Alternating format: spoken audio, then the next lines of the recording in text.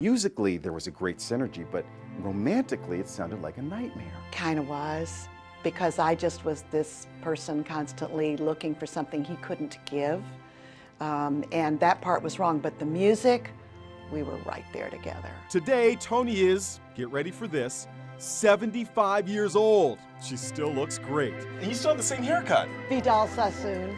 Sassoon. Yeah. Her marriage to Daryl Dragon, otherwise known as the Captain, was fraught with problems from the beginning, she says. What finally got us to marry was when our accountant said, you know, you could pay a lot less taxes if you were married. I mean, not me, I wanted to, but that was what said. Daryl said, okay.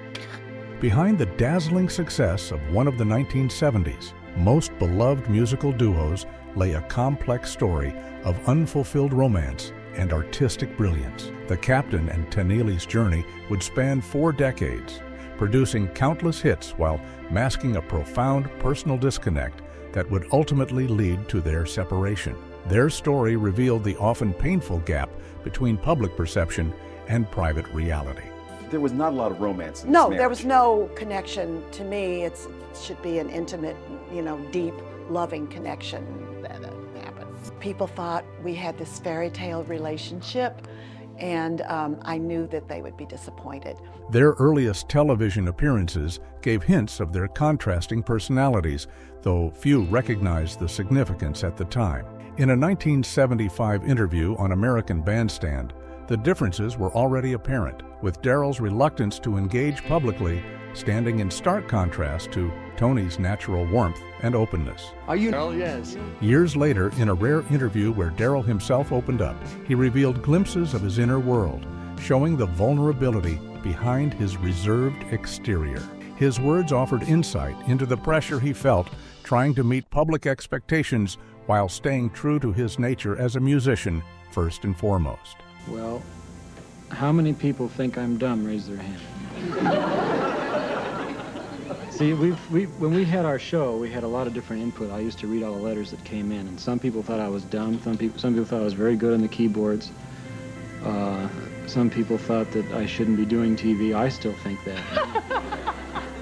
It was just an embarrassing situation because I'm mainly a musician. I'm not a performer. And when we were asked to do television way back, I had to learn in front of, we found out later, 50 million people how to act. The roots of Daryl's reserved nature traced back to his upbringing, as Toni would later explain. Her insights into his family background offered a compassionate perspective on the man she spent nearly 4 decades trying to understand and reach emotionally. Well, I have to say that I was always in love.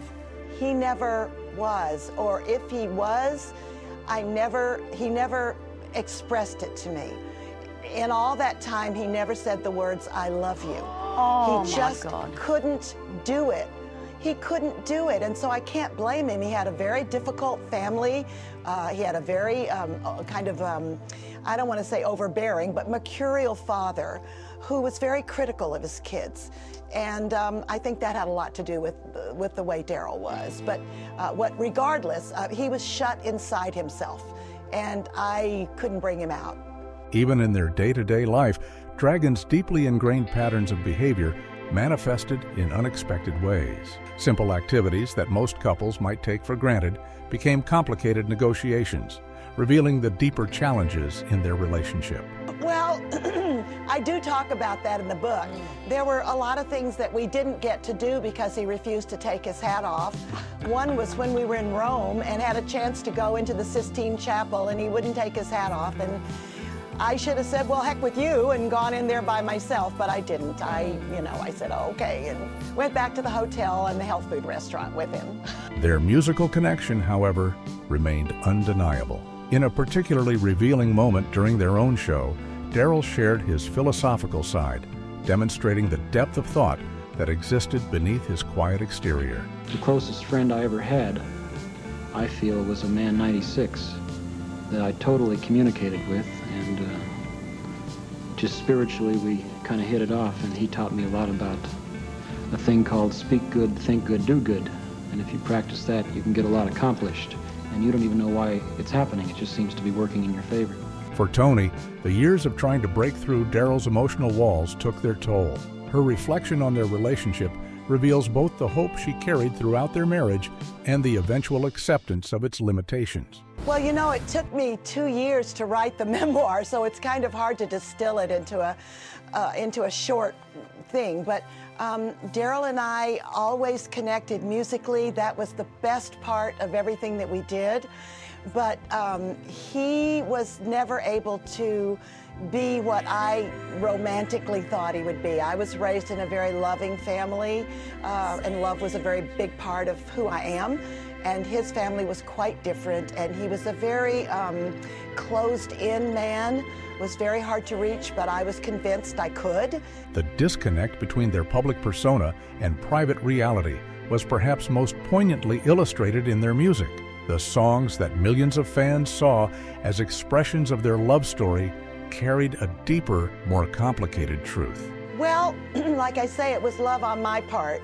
And I wrote, you know, songs like The Way I Want to Touch You, about how I felt for Daryl. I wrote Do That to Me One More Time, about how I felt for Daryl.